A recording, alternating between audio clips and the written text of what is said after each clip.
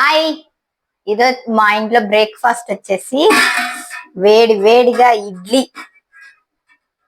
Idli taste చేసి కూడా చూపిస్తా. ఎంత సాఫ్ట్ గా ఉంటాయంటే మా ఇంట్లో ఇడ్లీలు అంత సాఫ్ట్ గా ఉంటాయండి. దీని మీద ఇలా నెయ్యి వేసుకొని అలాగే పల్లీ చట్నీ ఇలా తిరువాత వేసి పెట్టాను. అలాగే మునగాకు పొడి ఇప్పుడు టేస్ట్ చేస్తాను. ఇలా మునగాకు పొడి తీసుకొని నేనైతే ఇలా వేసుకొని మరీ కూడా నెయ్యి వేసుకొని దానిపైన ఇట్లా చేస్తాను. బా చూడండి ఎంత సాఫ్ట్ గా ఎంత మెత్తగా అట్లే పొగలు పోతున్నాయి.